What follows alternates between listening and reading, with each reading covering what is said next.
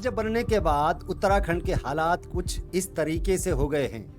Basic school में 2 या 3 बच्चों को सिर्फ इसीलिए टॉफी खिलाकर रोका जाता है कि शिक्षक को 1 से 1.5 लाख रुपए का वेतन इसी स्कूल से मिलता रहे और स्कूल बंद न हो। वहीं प्रदेश के अलग अलग क्षेत्र में हॉस्पिटल तो बन गए, लेकिन आज भी रेफर किए जाने वाले मरीजों की संख्या पर कोई रोक नहीं लग सकी। कहीं डॉक्टर और स्टाफ नहीं है तो कहीं उपकरण नहीं है। वजह कुछ भी हो, संबंधित विभाग और अधिकारी चाहें तो समस्या का समाधान मिल सकता है, लेकिन राज्य बनने के 24 साल के बाद भी प्रदेश में कुछ खास शहरों में मरीजों की तादाद बढ़ती जा रही है। तो क्या डॉक्टरों की फीस और मरीजों की तादाद का कोई सीधा संबंध है? क्या इसी वजह से आमजन की जेब हल्की होती जा रही है? ऐसा ही एक मामला डीएम देहरादून सविन बंसल को मसूरी भ्रमण के दौरान देखने को मिला, जहां मसूरी उप जिला अस्पताल में कुछ उपकरणों की कमी के चलते आम लोगों को अस्पताल की सुविधाओं का पूरा लाभ नहीं मिल रहा था। डीएम ने मौके पर ही 10 लाख की स्वीकृति प्रदान करते हुए कहा कि फंड का कोई इशू नहीं है, आप लोग अपनी जरूरत का प्रस्ताव तुरंत प्रस्तुत करें।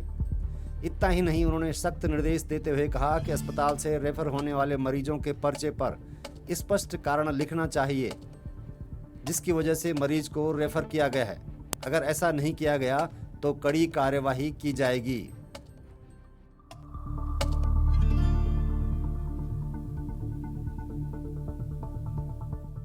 गैप्स और सजेशंस के उपरांत ये निर्देशित किया गया है कि जो ओटी हमारा अभी डिसफंक्शनल है उसको तत्काल ऑपरेशनल किया जाए। जो यहाँ पे इक्विपमेंट्स और मैन पावर की कमी है उसको आज ही हम स्वीकृत कर रहे हैं।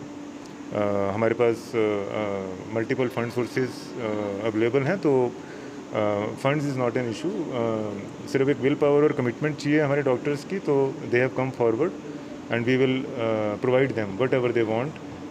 जो हमारी पब्लिक को सर्विसेज मुहैया कराने में उनको कोई भी इक्विपमेंट्स और मैन पावर चाहिए।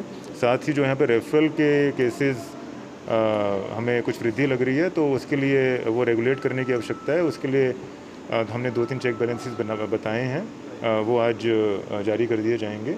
और हमने सीएमओ साहब को भी और जो यहाँ पे हमारे अन्य स्पेशलिस्ट डॉक्टर्स अवेलेबल हैं उनको एनकरेज किया, और ये जनहित में है कि वो कम से कम रेफरल करें। जहाँ पे जब हमारे इतने स्पेशलिस्ट डॉक्टर्स उपलब्ध हैं, फैसिलिटी अच्छी बनी हुई है, तो ये कोशिश की जाए कि जो सर्जिकल केसेस हैं, इंटरवेंशंस हैं, उनको यहीं पे ट्रीट किया जाए। अनावश्यक पेशेंट्स को हरास करना या उसकी सर्विसेज को हमें प्रोलॉन्ग करना हमारा उद्देश्य नहीं है। तो यहीं पे उनको जितना हम ट्रीट कर सकते हैं, एक्सेसिबल बना सकते हैं सर्विसेज को, वो बनाना चाहिए। सर, आपने मालों के निरीक्षण के दौरान कहा था कि अम्बेडकर चौक पे बैरियर शिफ्ट करने की बात होती है। सो अभी जब हमारा टूरिज़्म सीज़न शुरू होता है तो ये इनपुट्स आए हैं हमारे ट्रैफिक एसपी साहब से भी और एसडीएम मैडम से भी कि क्यूइंग बहुत ज़्यादा हो जा रही है just as vehicle turns about, तो वो पीछे हमारा बहुत ज़्यादा क्यू हो जाता है और उससे मिसमैनेजमेंट हो जाती है।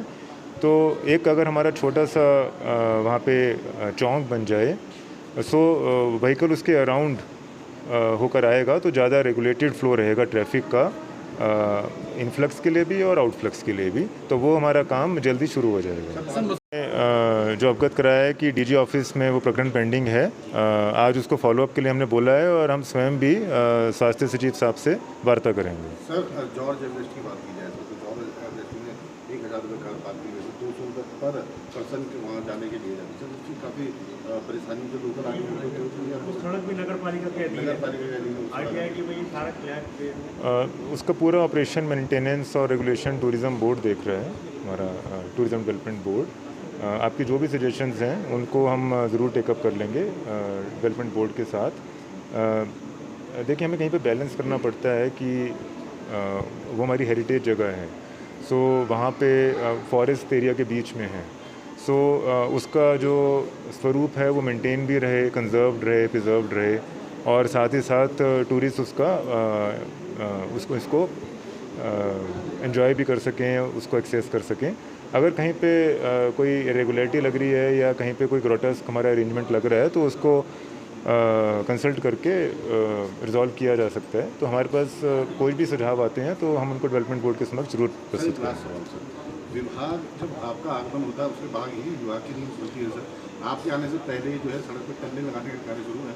माल रोड जगह जगह से उखड़ रही थी सर, रातों रात उसे जो है मरम्मत किया गया। तो ऐसे क्यों होता है सर? अधिकारी इतने लापरवाह कैसे हो जाते हैं? देखिए, हमने पहले भी शेयर किया है कि जितना मॉनिटरिंग और इन्फोर्समेंट हमारा स्ट्रॉन्ग रहेगा, जितना त्वरित रहेगा और फ्रीक्वेंट रहेगा, उतने ही हमारी जो पब्लिक सर्विसेज हैं वो स्ट्रेंथन रहेंगी, वो टाइम पे रहेंगी, इफ़ेक्टिव रहेंगी।